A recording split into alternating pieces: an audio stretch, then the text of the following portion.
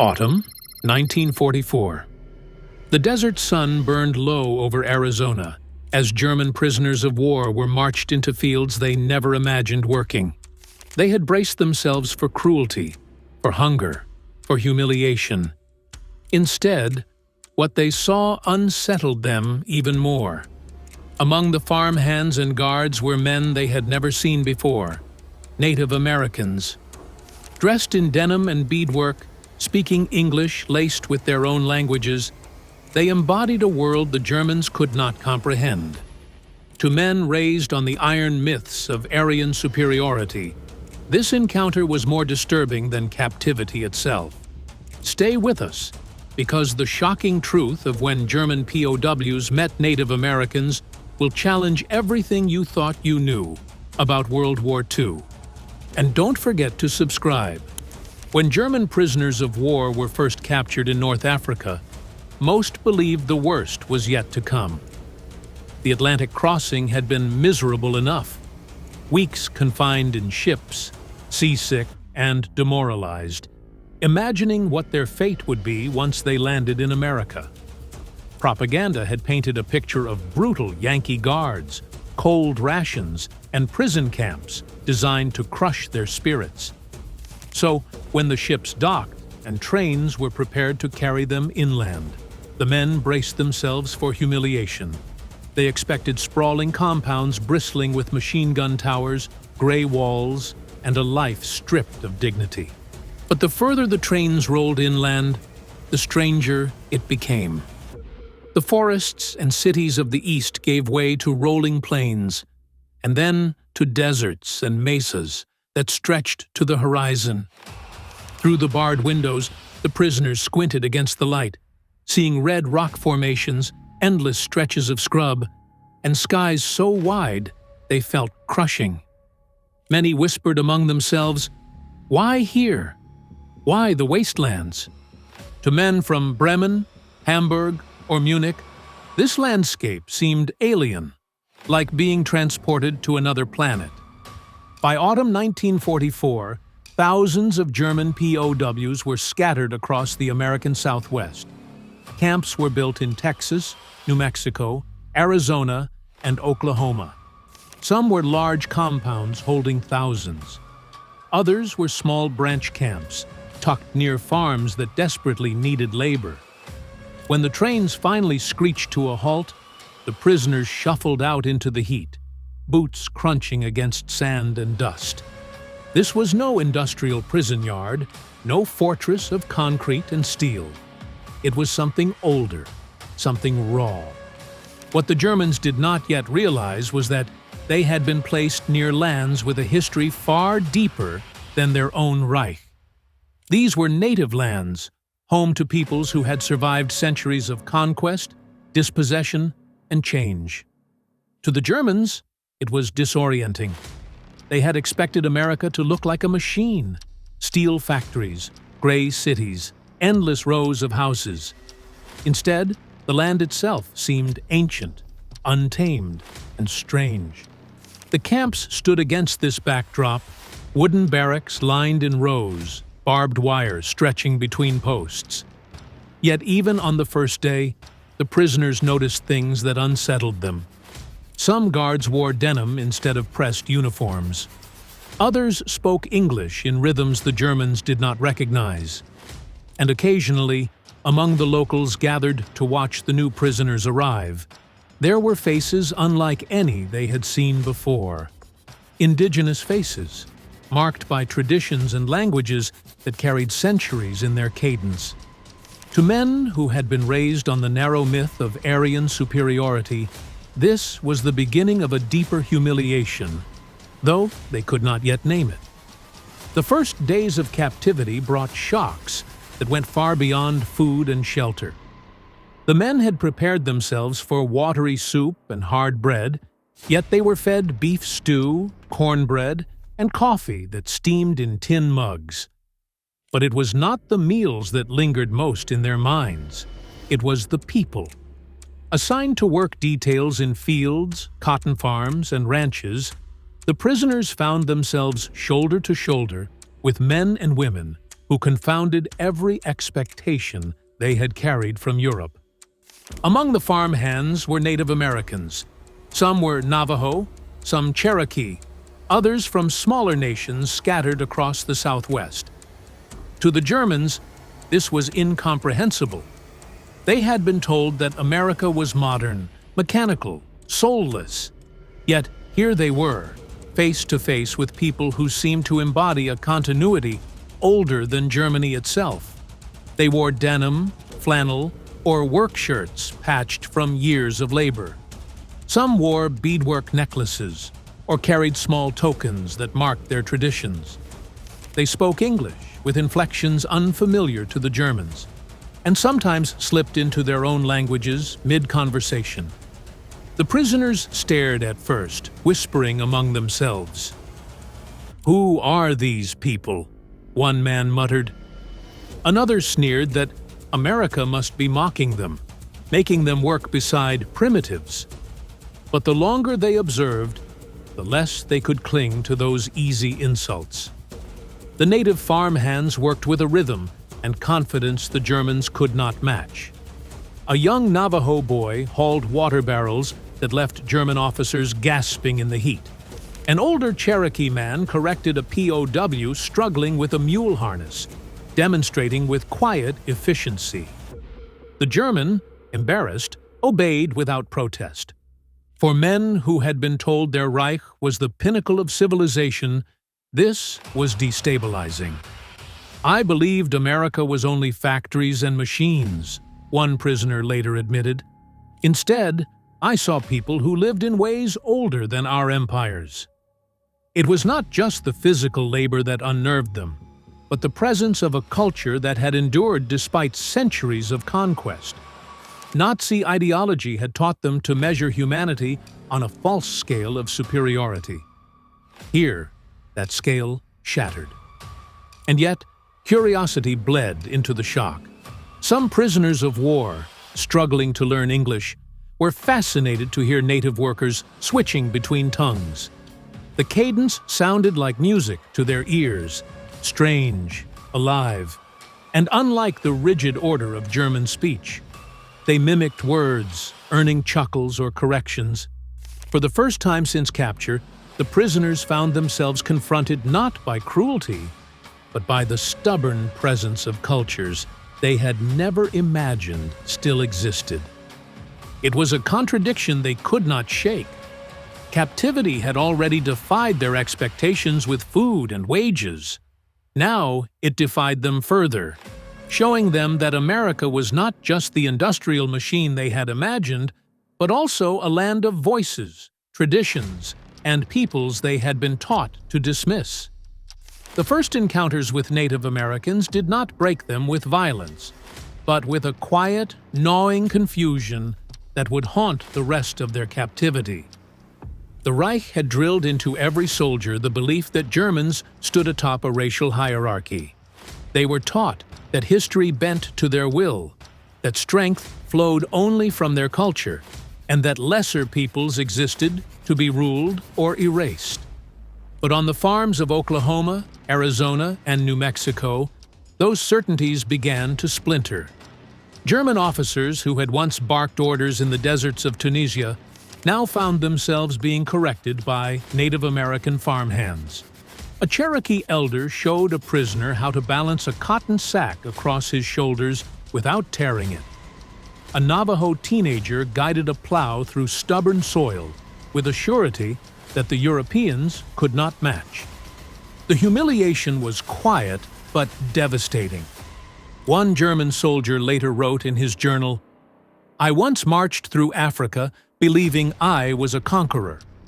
Today, I was told by a boy how to hold a mule's reins." For men who had built their identities around superiority, this reversal was sharper than barbed wire. They were not only captives, they were students, learning survival from those their ideology had dismissed. Some prisoners resisted the lesson. They sneered, muttered that these people were primitive, clung to the fantasy that it was beneath them to take instruction. But even in their scorn, The truth gnawed at them. They could not deny the efficiency, the knowledge, the confidence of the men and women working beside them. Their sneers sounded hollow, even to themselves. The myth of German dominance was cracking in the desert heat. Worse still, for their pride, the prisoners realized that Native Americans carried an authority different from any they had known. It was not the authority of Nazi officers, rooted in fear, salutes, and shouted orders. It was an authority born of experience, passed from parent to child, inherited from the land itself. A German corporal described watching a Navajo man correct a broken irrigation ditch. He did not command, yet everyone obeyed. It was not fear. It was respect. This revelation was dangerous. It struck deeper than a defeat in battle because it attacked the very worldview that had justified the war in the first place. If so-called primitives could outwork, outlast, and outteach them, what remained of Hitler's grand hierarchy? Behind the wire, conversations grew tense. Some POWs doubled down, whispering that America was playing tricks on them, that all this was theater meant to humiliate. Others sat silent, staring at the horizon, knowing they had glimpsed something undeniable. That strength did not belong to them alone. If the collapse of superiority stung, the next shock came from something far subtler: language. In the camps, the Germans were pushed to learn English, scribbling vocabulary into notebooks under lantern light. But in the fields, they heard something stranger. The native farmhands spoke English, yes, but often wove their own languages into it. Words and phrases unfamiliar to the Germans slipped through conversations, syllables that carried histories older than Europe itself. The prisoners of war were fascinated and unsettled. They struggled enough with English. How could a man shift so easily between tongues? One diary entry records the baffled words of a soldier. It was as if he carried two worlds in his mouth, and both were alive. The Germans, raised to see language as a weapon of identity, were stunned by this fluidity. For them, language was rigid, tied to blood and soil. Here, it was flexible, living, and shared. At first, the differences bred mockery. Prisoners mimicked accents, exaggerated strange words, trying to turn their unease into laughter. But more often than not, their attempts backfired. Native farmhands laughed louder, correcting their mispronunciations, teaching them small phrases. In one account, a German guard wrote that a Navajo boy taught prisoners a greeting in his language, then roared with amusement as they stumbled over the sounds. Soon, the Germans were laughing too, not at the boy, but at themselves. This laughter, innocent and shared, carried a weight the prisoners could not ignore. They were supposed to see these people as beneath them, yet they were joking together as equals, breaking bread and breaking language barriers with the same ease. Some men confessed later that it was the laughter that haunted them most. It was impossible to dismiss someone you had laughed with. Songs added to the shock. Prisoners who brought harmonicas to camp began to play German folk tunes in the evenings. To their surprise, some Native Americans whistled along or responded with songs of their own. The melodies clashed at first, but then blended in strange harmonies. A German violinist described it later as a duet between worlds. He admitted reluctantly that it stirred something he could not explain. Language, music, and laughter became weapons against the walls of ideology. Every shared joke, every borrowed word, chipped away at the certainties the Reich had drilled into its soldiers. It was one thing to be defeated in battle. It was another to be disarmed by humor, humbled by the fluidity of a language you could neither own nor control. For the prisoners, these encounters revealed a truth more dangerous than any rifle. The world was larger than they had been told, its voices more numerous than their propaganda had ever admitted. And the realization came not from generals or politicians, but from the laughter of men and women they had been taught to dismiss. By the winter of 1944, many of the German prisoners had grown accustomed to the rhythms of captivity. They knew when the whistles would blow, when the work would begin, when the meals would be served. Yet what continued to unnerve them were the moments when the ordinary cracked open to reveal something older, something deeper. This happened most vividly when they witnessed Native American traditions. In camps near Arizona and New Mexico, POWs sometimes worked close to reservations, helping with harvests or tending irrigation systems. On certain days, they caught glimpses of ceremonies, dances performed in dusty clearings, the beat of drums echoing across the desert, the shimmer of beadwork flashing in the sun. The prisoners would stop mid-task, shovels in hand, staring at the spectacle. Some scoffed, muttering that it was childish theater. Others, silent, felt an unease they could not name. For soldiers raised on the myth that history was a march of progress, this living continuity was a contradiction. Nazi ideology had painted indigenous peoples as primitive, doomed to fade away before the advance of so-called civilization. Yet here they were, dancing, singing, weaving, surviving. Not relics, but communities that had endured centuries of conquest and still thrived. To see men and women dressed in both denim and beadwork, speaking English and their own languages, was to confront a reality that refused to fit into the Reich's simple hierarchies. One German diarist described watching a night dance under the desert moon. The fire cracked, shadows leapt, and voices rose in chants that echoed against the mesas. "I felt," he wrote, "that I was seeing something eternal. It frightened me. It made me small." Another prisoner admitted that he had expected to find only industry in America.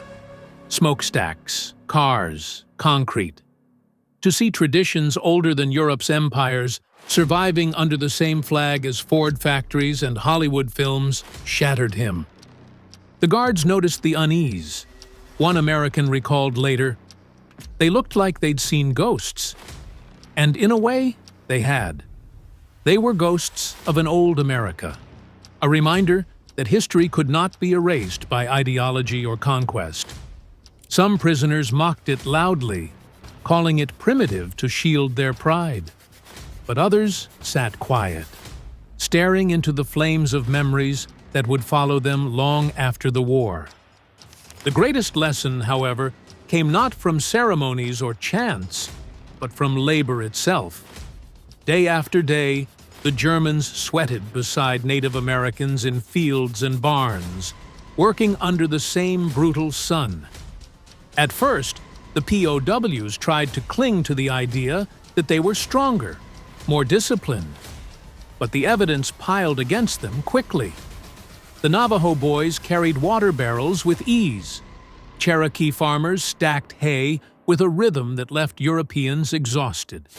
Apache men guided horses and mules with a calm mastery the Germans could not match. It wasn't just strength, it was dignity. Authority here looked different. In Germany, a soldier never saw his officer soil his hands. Orders flowed down from above, enforced by fear. But in the cotton fields of Oklahoma or the cattle ranches of Arizona, the Germans saw something they had never experienced. Men of authority working alongside them, showing rather than shouting. "He corrected me without humiliation," one German recalled of a native farmhand. "He worked harder than I did, but he did not laugh at me. He only nodded." For many, this was the deepest humiliation of all, not to be beaten or mocked, but to be treated as equals in labor. The Reich had taught them that dignity came from domination, that superiority was proven by command. Yet here, men they had been told were inferior worked with confidence, authority, and respect. It was not weakness. It was a kind of strength they had never known. Letters home hinted at the confusion. One censored note from a POW read, "I am made to work with those I did not believe existed. They show me things I did not know. I do not understand it, but I cannot deny it." Guards noted how the prisoners' attitudes shifted over time. Some grew bitterer, lashing out at comrades who seemed too comfortable. Others softened, admitting quietly that they admired the resilience of the people they once dismissed.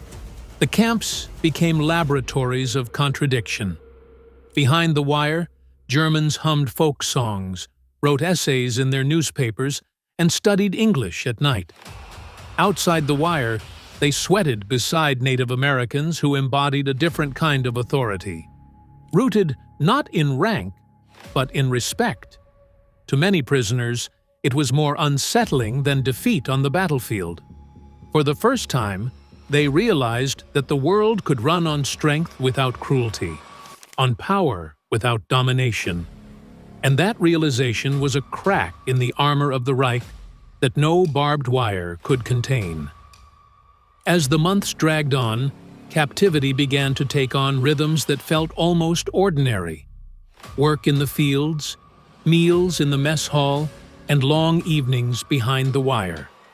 But the nights often carried moments that unsettled the Germans in ways the barbed wire never could. In Arizona, some camps were close enough to reservations that the prisoners could hear drums and chants drifting across the desert wind. The steady beat, rising and falling with voices in languages older than Europe, seemed to seep through the barracks walls. Men lay awake on their bunks, staring into the darkness, whispering uneasily. One diary records a soldier writing, "It was as if the earth itself was singing, and I realized we were strangers here."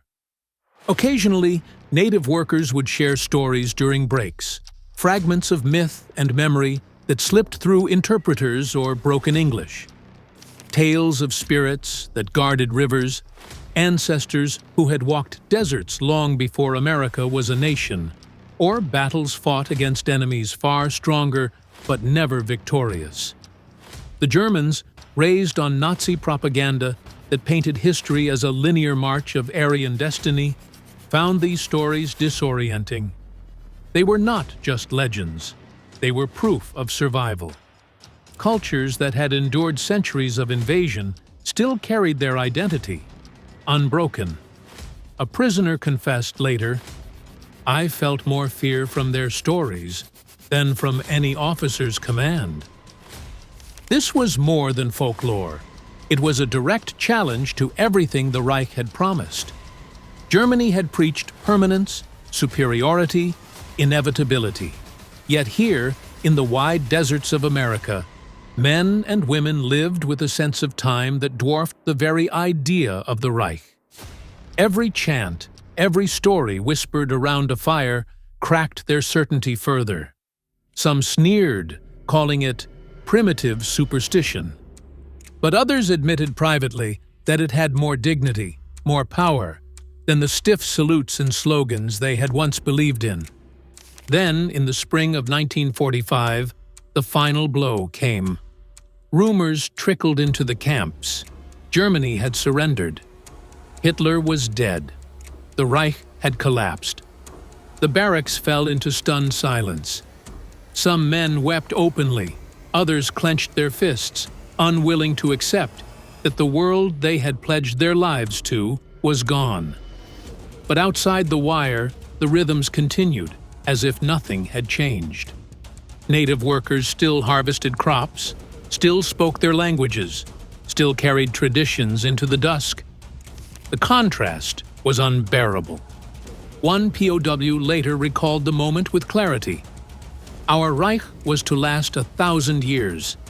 It lasted 12, and yet the Indians, whom we mocked, still lived, still endured. They had outlasted empires before, and they would outlast ours as well. That realization hit harder than any defeat in battle. The collapse of Germany had stripped away their homeland. The presence of Native Americans stripped away their illusions. What remained was an emptiness, an awareness that they were not the masters of the world, but wanderers who had stumbled into a history far larger than themselves.